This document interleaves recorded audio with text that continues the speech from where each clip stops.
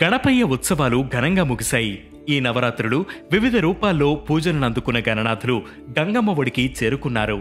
ఇక ప్రతి ఏటాలానే ఈసారి కూడా గణపయ్య మండపంతో పాటు లడ్డూ కూడా ప్రత్యేకంగా నిలిచింది.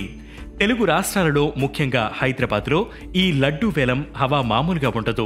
ఈసారి బాలాపూర్ గణేష్ లడ్డూ 30,00,000 రూపాయలకు పలికింది.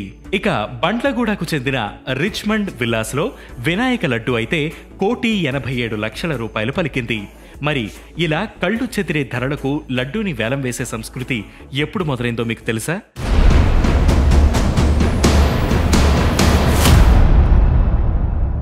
గణపయ్య లడ్డూను వేలం వేసే సంస్కృతి ఎప్పుడు మొదలైందో తెలుసుకునే ముందు అసలు లంబోదరుడికి లడ్డూకి ఉన్న లింక్ ఏంటో తెలుసుకుందాం.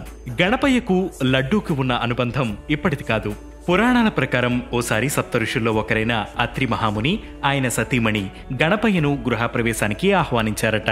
పిలవగానే కాదనకుండా ఆతిథ్యం స్వీకరించేందుకు అంగీకరించి బొజ్జ గణపయ్య వీరి ఇంటికి రావడంతో ఎంతో సంతోషించిన దంపతులు విఘ్నరాజుకి సకల మర్యాదలు చేశారు. మునిపత్ని అనసూయాదేవి వినాయకుడికి షడ్రుచులతో కూడిన వంటలను తయారు చేసింది. వాటన్నిటినీ చకచకా లాగించేసిన గణపయ్యకు తృప్తి కలగలేదట. అప్పుడు చివరకు అనసూయాదేవి మొదకాలతో పాటు లడ్డూను తయారు చేసి ఇచ్చింది. ఇన్ని వంటకాలు ఆరగించిన వినాయకుడికి కలగని తృప్తి ఒక్క లడ్డూతో కలిగింది. ఆ లడ్డూను ఆస్వాదించిన గణపయ్య అనసూయాదేవి ఆతిథ్యానికి మెచ్చి ఋషి దంపతులను ఆశీర్వదించాడు. ఇక అలా అప్పటి నుంచి గణపయ్యను ప్రసన్నుండి చేయడానికి ఆయన లడ్డూను నైవేద్యంగా పెట్టే సాంప్రదాయం మొదలైంది.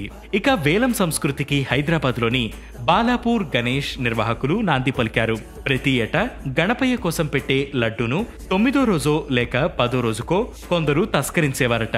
ఇక దీనికి చెక్ పెడుతూ కట్టుదిట్టమైన భద్రత మధ్య తొలిసారిగా 1994లో వేలం నిర్వహించారు. అలా తొలిసారి నిర్వహించిన వేలంలో 450 రూపాయలకి కోలన్ మోహన్ రెడ్డి అనే రైతు దక్కించుకున్నారు. అలా క్రమంగా లడ్డు వేలం సంస్కృతి మొదలైంది. ఇక ఇతర గణపతి మండపాలకు ఈ వేలం సంస్కృతి విస్తరించింది. అలా వేలంలో వచ్చిన డబ్బును కొందరు వచ్చే ఏడాది గణపతి ఏర్పాట్లకు వినియోగిస్తే మరికొందరు ఆ మొత్తాన్ని అన్నదానం, అభివృద్ధి కార్యక్రమాలకు ఉపయోగిస్తుంటారు.